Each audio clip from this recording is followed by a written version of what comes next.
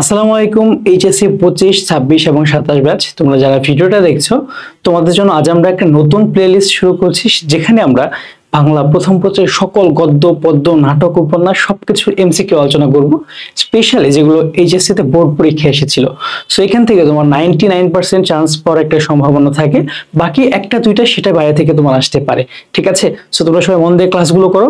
আর আমি এই ক্লাসটা করার আগে তোমাকে সাজেস্ট করব, আমাদের চ্যানেলে কিন্তু রিশা আপুর বানানো বাংলা প্রথম পত্রের কবিতার উপরে অনেক ভালো ক্লাস আছে, সেটাকে দেখে আসো। সেই ক্লাসটা দেখে এসে এই ক্লাসটা করো, দেখবা তোমার একদম 100% ক্লিয়ার হয়ে যাবে।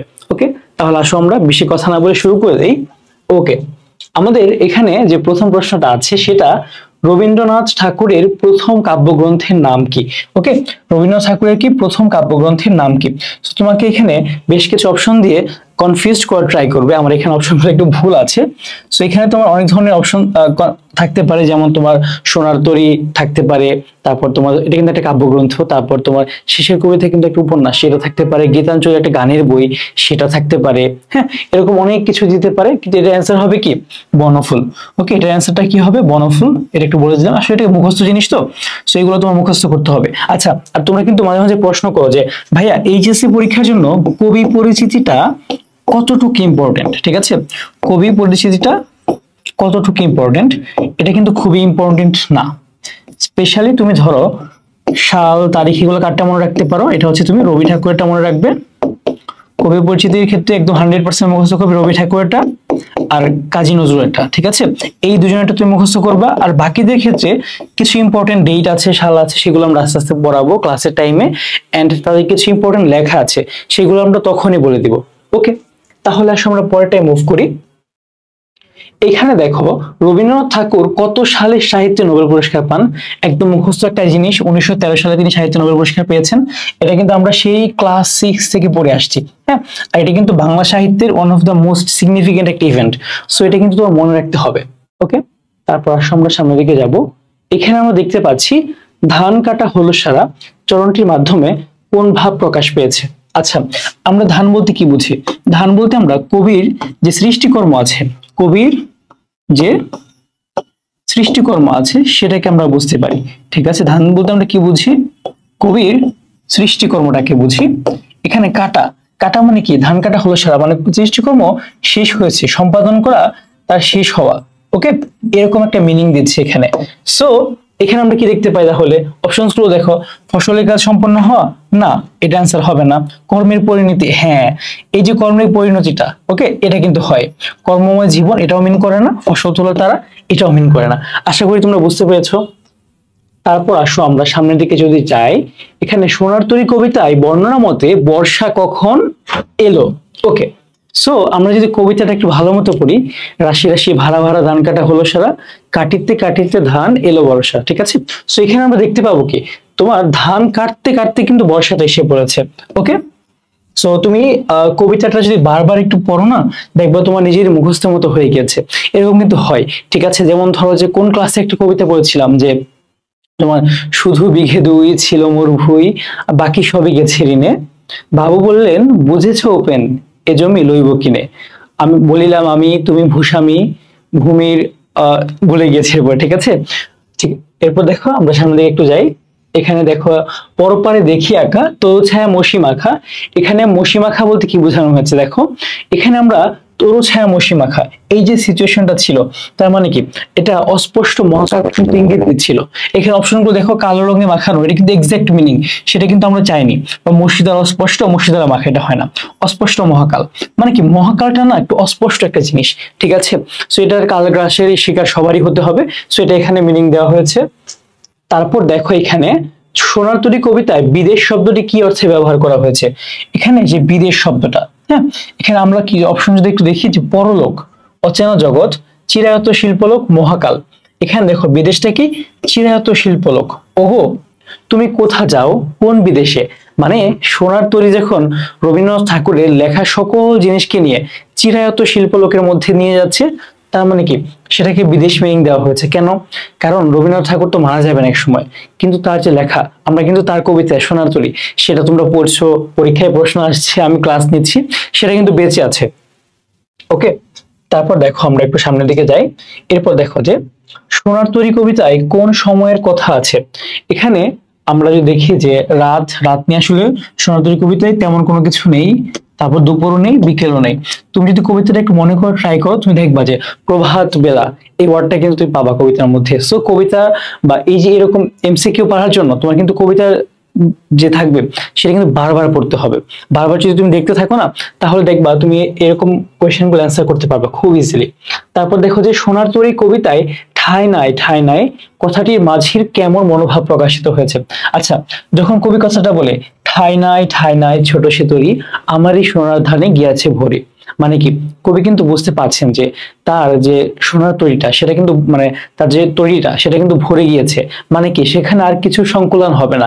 তার মানে কি কবি আগে থেকে নিরাসক্ত। ব্যাপারটা কেমন, তোমরা ধরো একজন খুব ভালো মতো পড়াশোনা করছো, পড়াশোনা করার পর তোমার হচ্ছে এইচএসসি প্লাস পেলা, অ্যাডমিশনে খুব ভালো ইচ্ছে ঢাকা বিশ্ববিদ্যালয়ে পড়াশোনা করব, কিন্তু কি হলো শেষ পর্যন্ত তুমি চান্স পেলা না। তখন কি এটা কিন্তু অনাগ্রহ না, তখন তুমি কষ্ট পেতে, ঠিক আছে। কিন্তু ধরো ব্যাপারটা এমন হইলো যে তুমি পড়াশোনাই করো না, এইচএসসি তে কোনো মতে পাশ করলা, অ্যাডমিশনের চান্সও পাইলা না, তোমার কিন্তু মন খারাপ থাকবে না। সেটা কি তোমার নিরাসক্ততা বা তোমার কি অনাগ্রহ, ঠিক আছে, সেটা কিন্তু ম্যাটার করবে না। সো এখানে দেখো আমাদের অ্যান্সার তাহলে তুমি তো আলোচনা থেকে বুঝতে পারলা এটা কি হবে, অনাগ্রহ হবে, নিবেদনও হবে না, স্মৃতিচারণও হবে না, হতাশাও হবে না।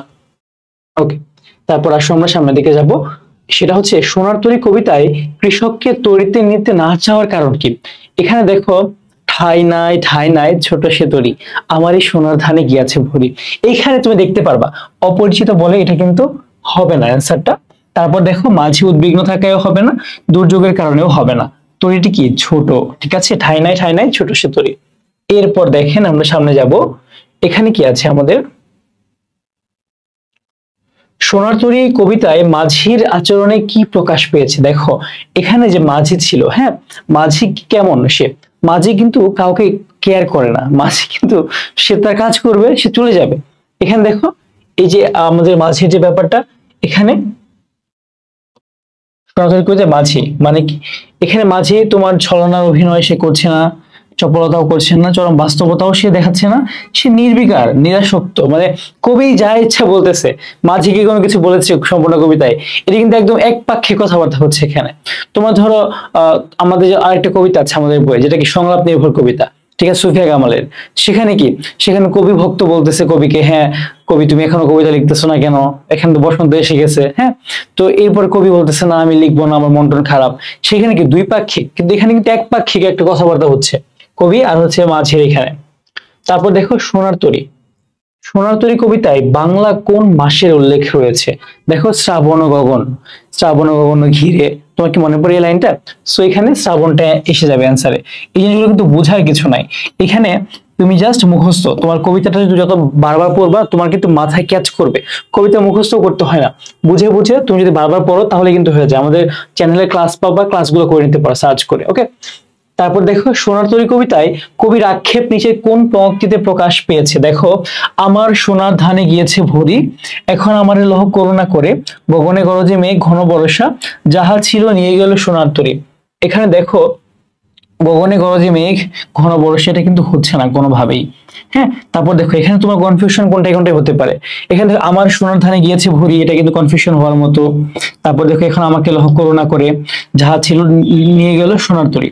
এইখানে কিন্তু কবির আক্ষেপটা তুমি যে বেশি মিনিং কোনটা দিচ্ছে, দেখো এখানে কিন্তু তোমার কি হবে, যাহা ছিল নিয়ে গেল সোনার তরী এটা, নাকি হচ্ছে আমার সোনার ধানে গিয়েছে বলে। দেখো এখানে সোনার ধানে মানে কি, সেখানে কবিকে নিবে না, সেখানে কি শুধু মহৎ সৃষ্টির কি স্থান পায় এটা, তার মানে কি এইটা অ্যান্সার হবে। যাহা ছিল নিয়ে গেল সোনার তরী মানে কি, এখানে তো কবির আক্ষেপ করার কিছু নাই। কারণ কি, কারণ কবির লেখায় তো নিয়ে যাচ্ছে, কবি কি একটা ইতিহাসের অংশ হতে যাচ্ছে, বা হাজার বছর পরে মানুষ কবির কবিতাটা কিন্তু একটা মনে রাখছে, তাই না? এখন আমার লক্ষ্য করুণা করে এটা কি, এটা হয় অনুনয় বা বিনয়, ওকে, বাট অ্যাকচুয়াল অ্যান্সারটি এটাই হবে, ওকে। তারপর আসো আমরা একটু সামনের দিকে মুভ করি। এরপর দেখো ক্ষুরধারা বলতে কি বোঝানো হয়েছে? খুর কি তোমাদের চেনা পরিচিত? এখন আসলে আমাদের এই জেনারেশনের কাছে খুর জিনিসটা আসলে পরিচিত না। খুর দিয়ে নর্মালি কি করা হয়, খুর দিয়ে ধরো কি আগে তোমার দাড়ি বা গোফ এগুলো কাটার কাজে ইউজ করা হতো, তাই না? তো এই ক্ষুরধারা মানে কি, দেখো খুরের মতো চকচকে না, খুর দ্বারা কাটা না, খুরের ধার না, খুরের মতো ধারালো, ঠিক আছে। খুর কিন্তু অনেক ধারালো একটা জিনিস, সেটা দিয়ে কি তুমি ধরো তোমার আগে মানুষ যখন শেভ করতো তারা কি খুরটা ইউজ করতো, সেটা কিন্তু একটু 19-20 হয়ে গেলে কিন্তু কি মানুষের কেটে যেত, ঠিক আছে। সো এটা কিন্তু খুবই ধারালো। ওকে, তারপর দেখো আমরা সামনে যাই। এরপর তুমি এপারেতে ছোট ক্ষেত আমি একেলা, এই চরণটিতে আমি বলতে প্রতীকী অর্থে কাকে বোঝানো হয়েছে? আমি। এপারেতে ছোট ক্ষেত আমি একেলা, এটাই বললাম না। এই কবিতাতে কিন্তু মানে একদম ফার্স্ট পার্সন হিসেবে কিন্তু তুমি দেখবে প্রথম পুরুষ হিসেবে কবি একমাত্র কথা বলে যাচ্ছে। কবি কথা বলছে কার সাথে? মাঝির সাথে। কিন্তু মাঝি কি কোনো পাত্তাই দিচ্ছে না, একদম একরকম একা একা কথা বলতেছে। তো এখানে কি কবিকে। ওকে, তারপর আমরা সামনে যাব। সোনার তরী কবিতায় সোনার ধান বলতে কি বোঝানো হয়েছে? দেখো সোনার ধান, তোমাদেরকে আমি শুরুতে বলে আসলাম সোনার ধান কোনটা? কবি যে মহৎ সৃষ্টিকর্ম সেটা। তাহলে এখানে কি সৃষ্টি সম্ভার, মূল্যবান সম্পদ, এটা হবে না। মহাকালও হবে না, রাশি রাশি ধানও হবে না, এটা কি সৃষ্টি সম্ভার। ওকে, তারপর আসো সামনে যাব আমরা। এখানে সোনার তরী কবিতায় সোনার ধান কিসের প্রতীক? সোনার ধান কিসের প্রতীক? সৃষ্টিকর্মের প্রতীক।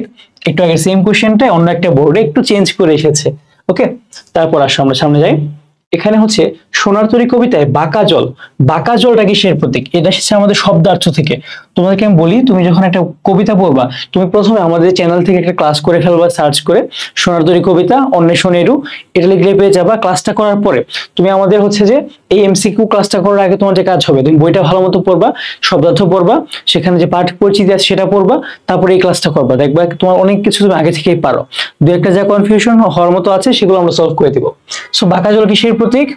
মহাকালের প্রতীক। নদীর স্রোত না, খরস্রোতা নদীও না, ধারালো জলস্রোত না।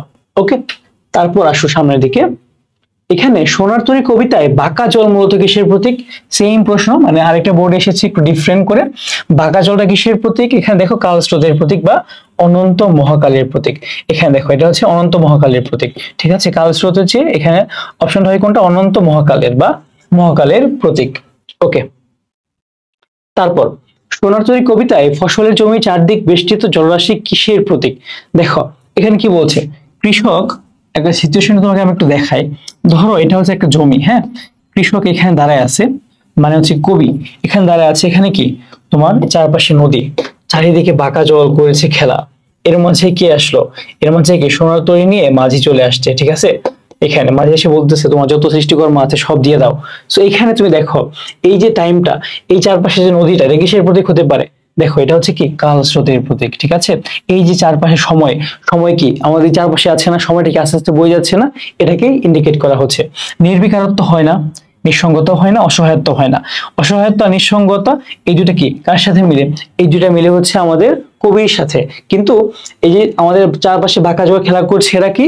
এরা হচ্ছে আমাদের কালস্রোত। ওকে, তারপর আসো একটু সামনের দিকে। সোনার তরী কবিতায় মহাকালের প্রতীক কোনটি? এখানে মহাকালের প্রতীক কিন্তু এই যে মাঝি। হ্যাঁ, মাঝি কিন্তু কি একটা মহাকাল, সে সে হচ্ছে কি মহাকাল আসছে, মহাকালে সে কবির কাছে কি সবকিছু নিয়ে যেতে চাচ্ছে। তারপর কি কবি তাকে দিয়ে দিল। প্রথমে কি খুশি হয়েছে, খুশি মনে দিয়েছে। তারপর কি হলো, কবির মনে হলো আমার সৃষ্টিকর্ম তো নিয়ে যাবে, আমাকে তো মনে রাখবে না, আমাকে তো সময়ের অনন্ত স্রোতে মিশিয়ে যেতে হবে, তার কালগ্রাসের শিকার হতে হবে, তাই না? সো এখানে মাঝি অ্যান্সার হবে। তারপর আমরা সামনে যাই। এরপর দেখো সোনার তরী কবিতায় ঘন বর্ষা বলতে কি বোঝানো হয়েছে? ঘন বর্ষা, ঠিক আছে। এখানে দেখো প্রবল বৃষ্টি হচ্ছে, এরকম একটা সিচুয়েশন তৈরি করা হয়েছে না? কিন্তু এটা তো আসলে অ্যাকচুয়াল অর্থ, বাট ভাবার্থ কি, মেইন জিনিসটি কি? আমরা কবিতার প্রথম পার্টটা একটু পড়ি। গগনে গরজে মেঘ ঘন বর্ষা, কুলে একা বসে আছি নাহি ভরসা। মানে তুমি নর্মাল সিচুয়েশনে চিন্তা করলে কি হবে, তুমি হচ্ছে নদীর তীরে বসে আছো, প্রচুর বৃষ্টি হচ্ছে, তোমার খুব খারাপ লাগছে, তুমি ছাতা আনো নাই, তুমি যেতে পারছো না, এমন একটা জিনিস। কিন্তু এখানে যে মিনিংটা ভাবার্থ কবি দিয়েছে সেটা কি, আমি আমার জীবনের শেষ প্রান্তে এসে বসে আছি, আমার প্রবল বিপদ, প্রচন্ড বিপদ, আমি কি করব বুঝতে পারছি না, ঠিক আছে। সো এখানে ঘন বর্ষা কি গভীর সংকট। ওকে, তারপর আসো আমরা সামনের দিকে যাই। এইখানে ব্যক্তি জীবনে কদরহীন এই উপলব্ধির ইঙ্গিত সোনার তরী কবিতায় কোন চরণে পাওয়া গিয়েছে? দেখো এপারেতে ছোট ক্ষেত আমি একেলা, এখানে কি কবির তুমি নিঃসঙ্গতাটাকে তুলে ধরতে পারো। তারপর দেখো শুধু তুমি নিয়ে যাও ক্ষণিক হেসে, এখানে কি তুমি হচ্ছে নিরাসক্ত হবে, হ্যাঁ নিয়ে যাও, সকলে দিলাম তুলে ছড়ে বিছড়ে, একদম ভালো মতো তুলে দিয়েছে, মানে এখানে আগ্রহ প্রকাশ পেয়েছে। শূন্য নদীর তীরে রহিনুপরি, এখানে মানে কি কবি কি এখানে পড়ে আছে, সত্যি কথা বলতে কি দেখবা আসলে আমরা অনেক কিছু ভাবি, অনেক আমরা আবেগ দিয়ে চিন্তা করি, হ্যাঁ আমাকে সে ভালোবাসে, আমি তাকে ভালোবাসি, আমার তার প্রতি ফিলিংস। কিন্তু সত্যি বলতে কি আমাদের যে ওয়ার্ল্ড, এই ওয়ার্ল্ডে কেউ কাউকে ভালোবাসে না। সত্যি বলতে একটা ইন্টারেস্ট কাজ করে সবার মধ্যেই, হ্যাঁ সেই ইন্টারেস্ট থেকে কিন্তু সবকিছু হয়। এইরকমই কিন্তু সময়ও কিন্তু কবির সাথে একটা ইন্টারেস্ট নিয়ে কাজ করেছে। কি সেটা? সময় কি চায়? সময় চায় কবির যে সৃষ্টিকর্মটা, মহান সৃষ্টি, সেগুলোকে নিয়ে যাইতে। কিন্তু সময় কি কবিকে চায়? একদমই চায় না। সো ব্যক্তি জীবন কি কদরহীন না কবির? এখানে কেন কদরহীন? কারণ সে শূন্য নদীর তীরে পড়ে আছে, চলে গেল তাকে রেখে তার সৃষ্টিকর্ম নিয়ে। তার মানে কি তার এখানে সে কদরহীন বোঝানো হয়েছে তাকে। ওকে, তারপর দেখো সোনার তরী কিসের প্রতীক? সোনার তরী কিসের প্রতীক? সোনার তরীটা এখানে কি? সোনার তরী মানে কি? সোনার তরীর তোমার সবকিছু নিয়ে গিয়েছে। কবির সৃষ্টিকর্ম কোনগুলো আর সোনার তরী কি, এগুলো আমাদের একটু বুঝতে হবে। আসলে আমরা একটু দেখাই। দেখো যৌবন দেওয়া হয়েছে এখানে, যৌবন কিন্তু না। সোনার তরী কি? জীবনও না। সোনার তরী হচ্ছে তোমার কৃষকেরও না, এখানে কি কর্মের প্রতীক। ঠিক আছে, সোনার তরী কিসের প্রতীক? কবির যে কর্মটা বা কবি যে কাজটা করেছে, হ্যাঁ সোনার তরী সেই কাজগুলোকে কি একদম ধরে নিয়ে গেল না, সবকিছু একদম থরে বিথরে সাজিয়ে গুছিয়ে, সেটা হবে। তারপর সামনের দিকে যাই। মহাকাল মানুষের কর্মকে গ্রহণ করে, কারণ কি? কারণ কর্ম অক্ষয়, কর্ম দামি, কর্মপ্রিয়, কর্ম নশ্বর। এখানে দেখো রবীন্দ্রনাথ ঠাকুর কত বছর আগে কবিতাটা লিখেছেন, তাই না? সেখানে কি এখানে তুমি দেখবা কর্ম কি দামি? তোমার ডাউট হতে পারে কর্ম দামি এটার মাধ্যমে কর্মপ্রিয়, এটা কিন্তু হয় না একদমই। কর্ম অক্ষয় মানে কর্ম আসলে ক্ষয় হয় না, তুমি যে কাজটা করবে সেটা কিন্তু একটা থেকে যাবে ভ্যালুটা। কর্ম নশ্বর, নশ্বর মানে কর্ম মরে যাচ্ছে, এটা না। তার মানে কি আমাদের কর্মটা দামি, ঠিক আছে, কর্মটা খুবই দামি। আমরা যদি আমাদের লাইফে কোনো কাজ করি, ভালো কাজ করি, সেটা কিন্তু থেকে যায়, ঠিক আছে। আমাদের দেখো মুক্তিযুদ্ধ করেছিল আমাদের দেশের যারা দামাল সন্তান ছিল, বা 2000 গত বছর আমাদের কিন্তু একটা আন্দোলন হলো, তারা যে কাজটা করেছে সেই কাজে কিন্তু একটা ভ্যালু থেকে যাবে, ইতিহাস বই কিন্তু থেকে যাবে। বাট যারা করেছিল তারা কিন্তু থাকছে না, তারা কিন্তু ঠিকই মৃত্যুবরণ করবে। ওকে, তারপর আমরা সামনের দিকে যাই। সোনার তরী কবিতাটি কোন ছন্দে রচিত? সোনার তরী কবিতাটি রচিত হয়েছে মাত্রাবৃত্ত ছন্দে। আমরা ছন্দ নিয়ে একটা ইনশাআল্লাহ আলাদা ক্লাস দিব। তবে তোমার বোর্ড বইয়ে যে কয়টা কবিতা আছে এর মধ্যে মাত্রাবৃত্ত ছন্দে রচিত আরেকটা কবিতা আছে, একসাথে একটু পড়ে নিবা। বিদ্রোহী কবিতাও কিন্তু মাত্রাবৃত্ত ছন্দে রচিত, ঠিক আছে, এটাও কিন্তু মাত্রাবৃত্ত ছন্দে রচিত। ওকে, এরপর আমরা সামনে যাই। সোনার তরী কবিতার মূল ভাব ফুটে উঠেছে কোন চরণে? দেখো, আমার যাবার সময় হলো, দাও বিদায়, আমি তো মরে যাব, চলে যাব, রেখে যাব সবই, যেতে নাহি দিব হয় তবু যেতে যেতে হয়, আমায় ডেকো না ফেরানো যাবে না। এখানে দেখো আমায় ডেকো না ফেরানো যাবে না, এটা কিন্তু হয় না, একদম বাদ। কেন? সে নিরাসক্ত, কবি কিন্তু নিরাসক্ত না এখানে। যেতে নাহি দিব হয় তবু যেতে যেতে হয়, এটা হয় না। কেন? কারণ কবি কিন্তু তার যে সৃষ্টিকর্ম সেগুলোকে কি যেতে দিতে চাচ্ছে, সে চাচ্ছে তার সৃষ্টিকর্ম মহান হোক। আমার যাবার সময় হলো, দাও বিদায়, এটাও কিন্তু হচ্ছে না। আমি তো মরে যাব, চলে যাব, রেখে যাব সবই, এটাই কিন্তু আসল জিনিস, যে কবি কিন্তু তার সৃষ্টিকর্মকে রেখে সে কিন্তু চলে যাচ্ছে পরপারে, এরকম। সোনার তরী কবিতায় কবি রবীন্দ্রনাথ ঠাকুরের কি ফুটিয়ে তুলেছেন? ওকে, এখানে দেখো কৃষকের দুর্দশা না, প্রকৃতির বৈরী রূপ সেটাও না, প্রকৃতির বৈরী রূপ আবার হয়েছে ভুলে, আর এটাও না। তারপর দেখো জীবন দর্শন, জীবন দর্শনটাই কিন্তু কবি মেইনলি তুলে ধরেছেন, ঠিক আছে। তার আসলে লাইফের শেষ পর্যায়ে তোমরা হয়তো অনেকে জানো যে রবি ঠাকুর একদম লাস্ট স্টেজে গিয়ে ওনার লাইফের উনি কিন্তু কবিতাটা লিখেছেন। উনি কিন্তু এটা পাবলিশ করার আগেই কিন্তু উনি মৃত্যুবরণ করেছেন। সো এটা কিন্তু উনি ওনার লাইফের একদম লাস্ট পর্যায়ে গিয়ে কিন্তু বুঝতে পেরেছেন যে হ্যাঁ আমি মারা যাচ্ছি বা আমি আর বেশি দিন থাকছি না। ওকে, সোনার তরী কবিতায় যারে খুশি তারে দাও উক্তিতে প্রকাশ কি পেয়েছে? দেখো, যারে খুশি তারে দাও, এখানে প্রকাশ পেয়েছে দেখো মহাকাল অনন্ত অসীম, সৃষ্টির মাঝে বাঁচা আকুতি, সৃষ্টির প্রতি গভীর ভালোবাসা। এখানে দেখো, এখানে আমাদের মহাকাল অনন্ত অসীম, এটা কিন্তু এটা হচ্ছে না, এটা বাদে আমাদের বাকি দুটো অপশন কিন্তু হয়ে যাচ্ছে। সৃষ্টির মাঝে কি বাঁচার যে আকুতিটা, আর সৃষ্টির প্রতি গভীর ভালোবাসা। সো আমাদের অ্যান্সার হবে কত? 2 আর 3। ওকে, অনুধাবনমূলক প্রশ্ন যখন আসবে তোমার কিন্তু অনেক ভেবে চিন্তে অ্যান্সার করতে হবে, ঠিক আছে। সবচেয়ে মজার ব্যাপার কি, যখন ধরো যে তোমাদের পরীক্ষাটা হয়, আমরা যখন সলভ করি কোয়েশ্চেন গুলা, আমাদের টিচারদের মধ্যেই কিন্তু অনেক ডাউট পড়ে যায়, ঠিক আছে। বা দেখবা তুমি এক কোচিং এটা অ্যান্সার দিচ্ছে, আরেক কোচিং এটা অ্যান্সার দিচ্ছে, অনেকে কিন্তু জানেও না আসলে অ্যাকচুয়াল অ্যান্সার কোনটা হবে। সো অনুধাবনমূলকে তুমি তোমার নিজের রিজনিংটা খাটাবা, যতটুকু হাইয়েস্ট লজিক্যাল দেওয়া যায় তুমি কিন্তু সেটা ইউজ করবা। এখানে দেখো, যা রবিবে তাই পাবে, সংসার যে কর্মভূমি, উদ্দীপকের অন্তর্নিহিত তাৎপর্যের সঙ্গে সঙ্গতিপূর্ণ পংক্তি কোনটি? দেখো, যা রূপিবে তাই পাবে।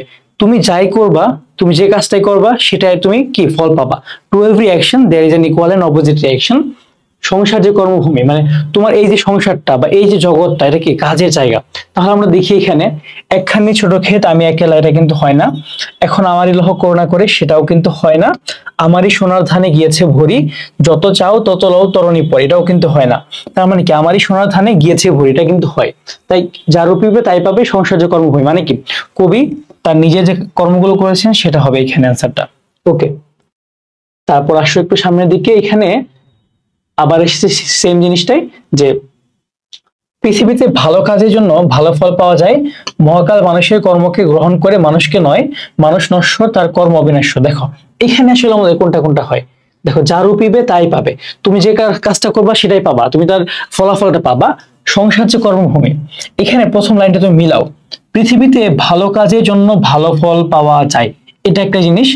মহাকাল মানুষের কর্মকে গ্রহণ করে মানুষকে নয়, এটা কিন্তু আমরা পাবো, এটা কিন্তু আমরা নিব। মানুষ নশ্বর তার কর্ম অবিনশ্বর, এটা কিন্তু হয়। কিন্তু প্রথম যে জিনিসটা, এটা কিন্তু মিনিং দেওয়া হয় না এখানে। দেখো, ভালো কাজের জন্য তুমি ভালো ফল পাবা, সেটা কিন্তু বলা হয় নাই। তুমি কিন্তু ভালো কাজের জন্য খারাপ ফল পাইতে পারো।